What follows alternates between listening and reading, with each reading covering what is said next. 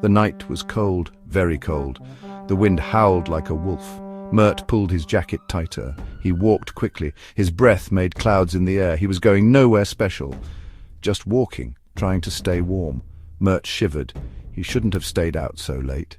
He turned a corner. He saw a big old house. It looked empty. The windows were dark. The paint was peeling. Mert stopped.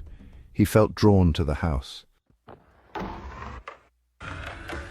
Mert walked towards the house. He pushed open the gate. It creaked loudly. He walked up the path to the front door. The door was ajar. Mert pushed it open further. He stepped inside. The air inside was cold and damp. It smelled musty like old books. Mert shivered again. He could hear the wind whistling outside. He took a step further into the house. He felt a sense of unease, but he couldn't leave now. He had to know what was inside. Mert walked slowly through the house. He found himself in the living room. There was a fireplace. The ashes were cold. Above the fireplace was a mantel. On the mantel was a photograph. Mert picked it up. It was a picture of a family, a man, a woman, and a young boy. They were all smiling. Mert put the photo down. He noticed something else on the mantel. It was an old radio. He turned it on. Static. He turned the dial. Still just static. He turned it off. He saw a letter on the floor. He picked it up. It was addressed to the family in the photo. The handwriting was elegant. He started to read.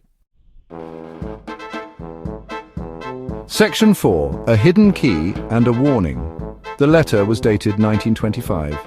It was from a woman named Emily. She was writing to her brother, who lived in the house with his family.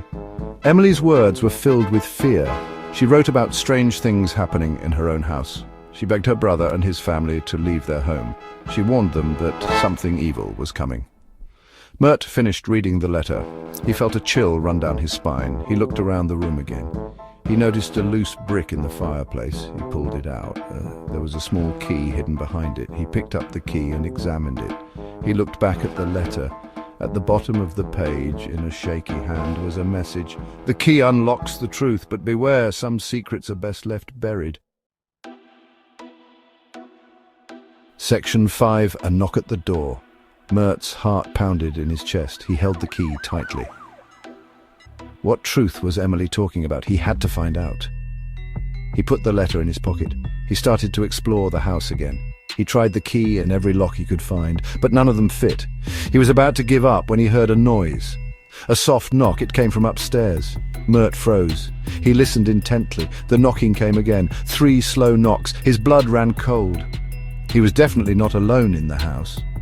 He slowly made his way to the bottom of the stairs. He took a deep breath and started to climb.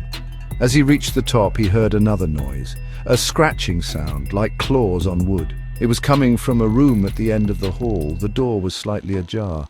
Mert crept towards it. He peered through the crack. He gasped. There, in the dim light, he saw a shadow moving beneath the door.